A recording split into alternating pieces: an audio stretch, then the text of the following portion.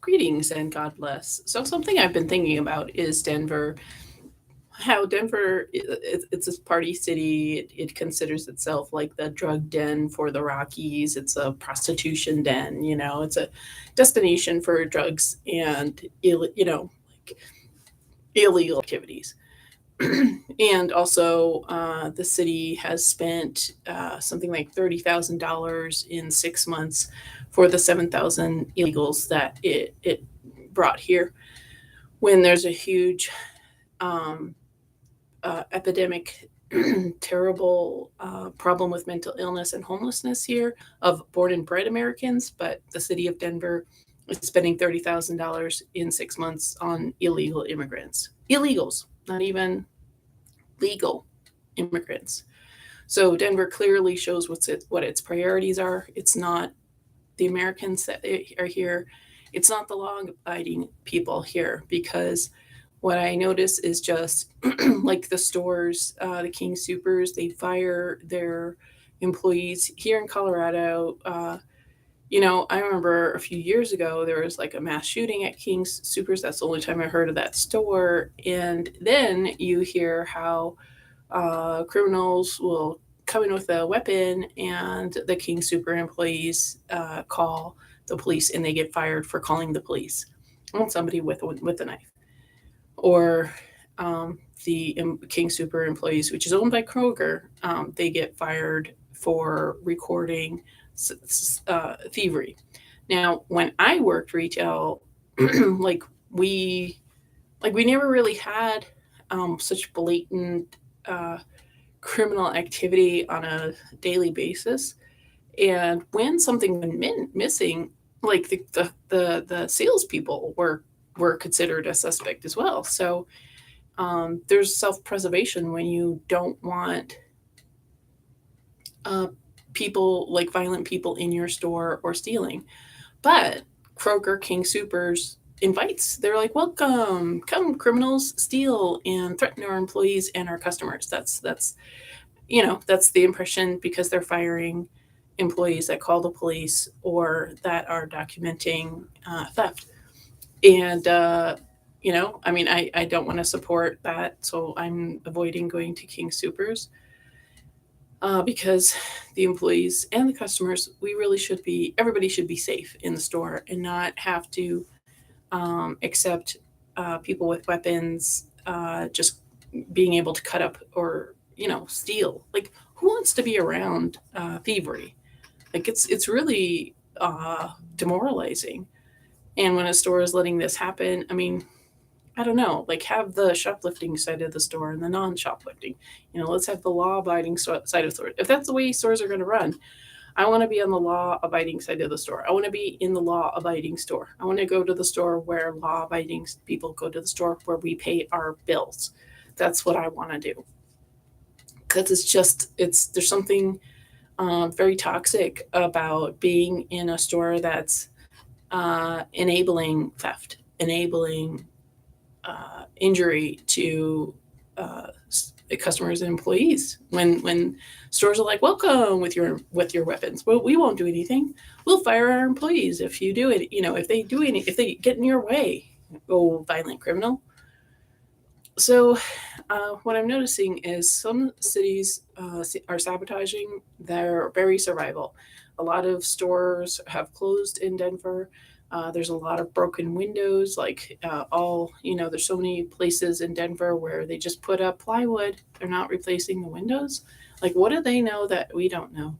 Are these people just waiting for their lease to be up? I'm waiting for my lease to be up to go somewhere else myself, because the buses, like bus drivers, let crazy, violent people on the bus. They don't tell them to get off.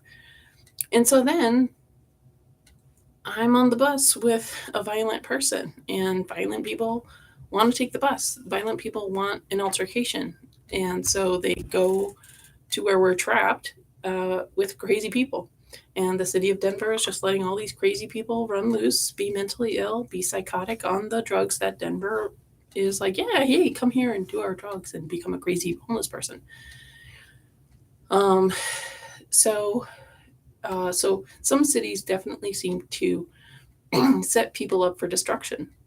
and willfully, like strategically, like intentionally, it seems to be. And Denver is definitely a place like that. It does seem like Portland is doing that.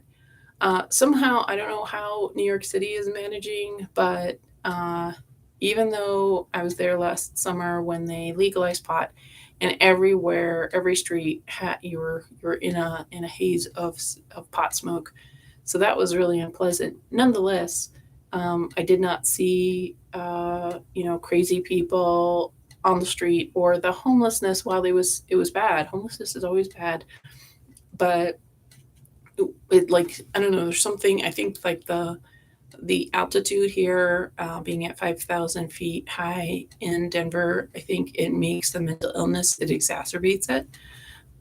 And I wonder if there's psychiatric issues also from the pot, which we know that the concentrated marijuana product that's sold here causes psychoses. And but I wonder if there's also infections from like West Nile or Lyme disease, because these infections that you can get from a mosquito or a flea or a spider or a tick or whatever, like there's psychiatric neurological consequences of untreated infectious disease. And big pharma doesn't care about that. Big pharma doesn't care about your chronic infection. It's basically illegal for a doctor to use microscopy to look under a microscope what's going on in your blood and to make a diagnosis based on that. So doctors they'll lose their license and have to go for psychiatric evaluation if they even do something like this. And most Americans don't know this and don't believe that things could be so bad, but that's how it is. So, what is a city that's not trying to kill? It's not trying to destroy. It's not even just trying to kill. It's trying to destroy its community. So, like the local library here in Denver, you have to share it's basically a men's bathroom when you go to the library. So, and it's unnerving. When I'm trying to find the stall, I don't really like the idea of a rooming guy hanging out, uh, doddering about whatever, doing their fentanyl. I mean, the local McDonald's down the street had to close. Two of them had to close because there was fentanyl overdoses. Like the people here in Denver do not care if you see them. I've lived in major cities and I've never seen so much um, just just blatant horror of the worst of humanity that I've seen here. I mean, like every 2 weeks, I'm seeing somebody's butt crack or fully exposed butt because the homeless people or the mentally ill people, uh, they don't have it in their repertoire to have their pants pulled up all the way. And I've never seen that to such a consistent degree when I was in New York or San Francisco or Portland, Oregon, or Missoula or Rapid City, South Dakota. Like I've seen bad things, but I would say Denver takes the cake.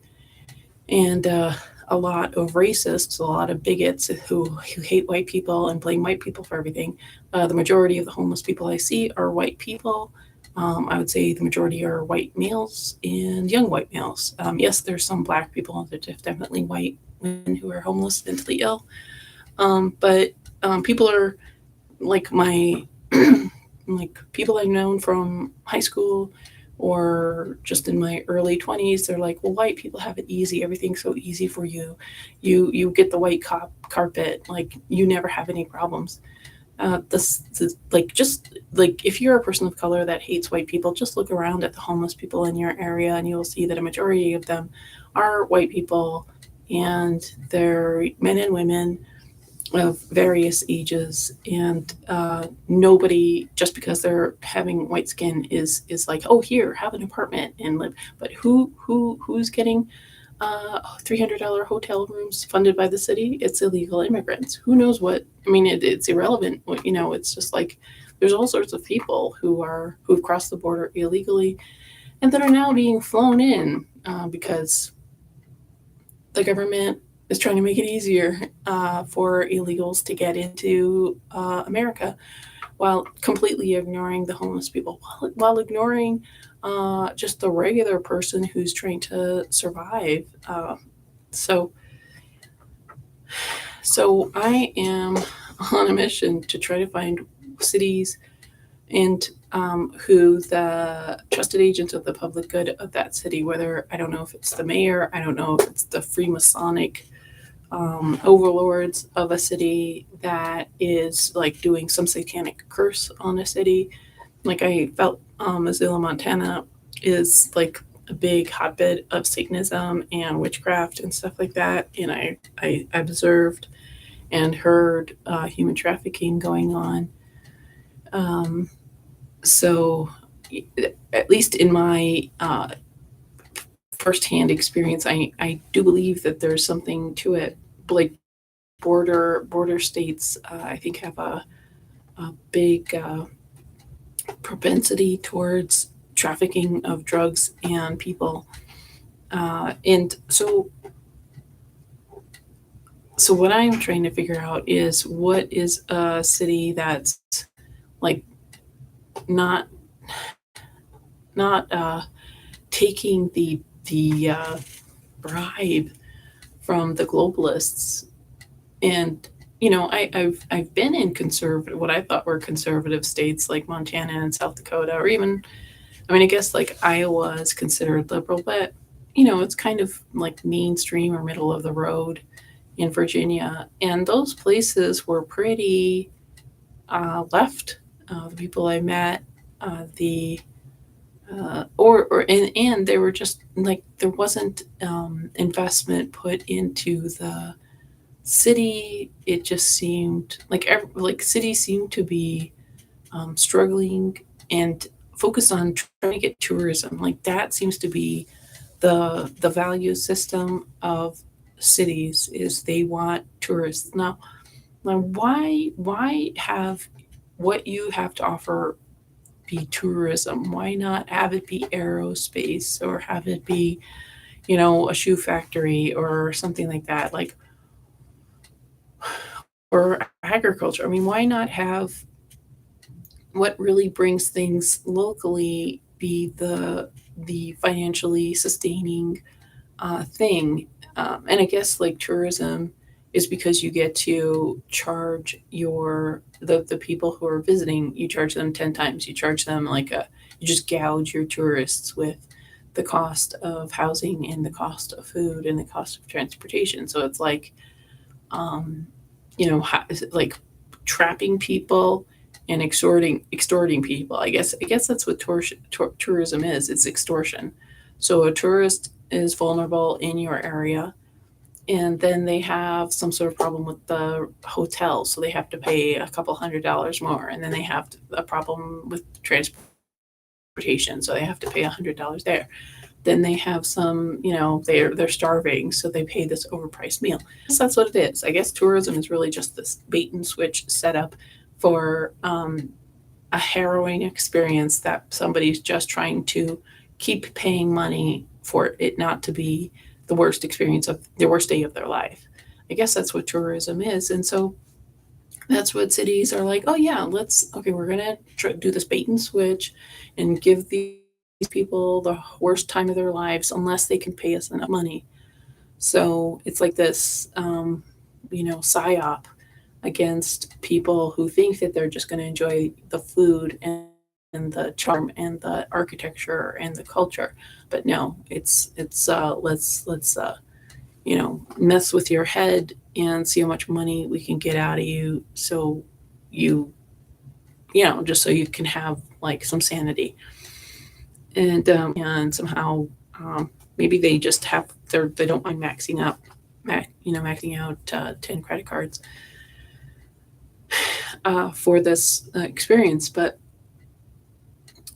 so yeah, what city or what town, and maybe what state if possible, but I doubt it, because everybody seems to be have their retirement accounts connected with BlackRock or Vanguard. Like they have like some sort of insurance thing, so BlackRock is telling everybody what they have to do.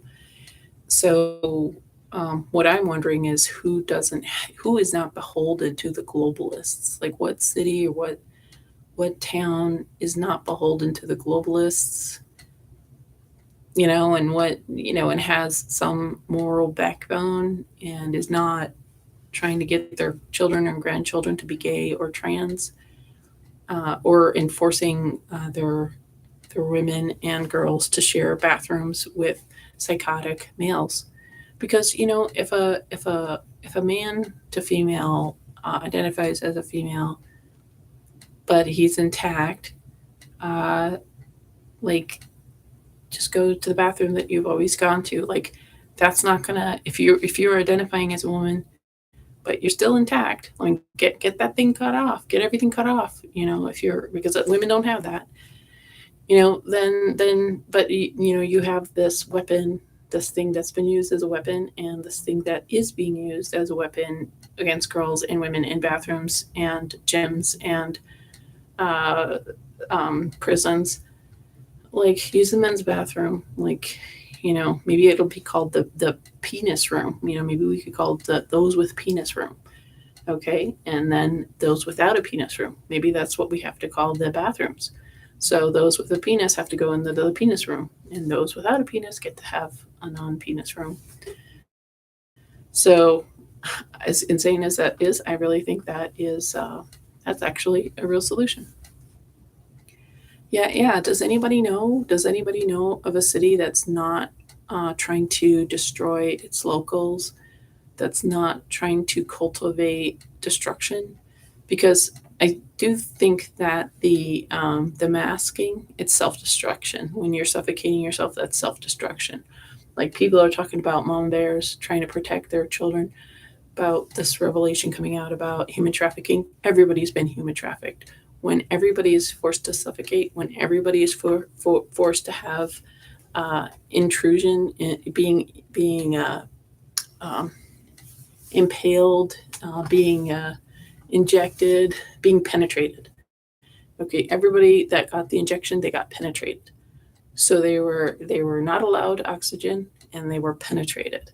Now all those moms that was trying to talk about being scared of mama bears, they weren't. Where were they? I mean, there's probably like five mama bears that really did something. You know, and there's probably more that went out to the woods and are still homeschooling, and nobody knows who they are because they don't want the pedo deep state to find their kids.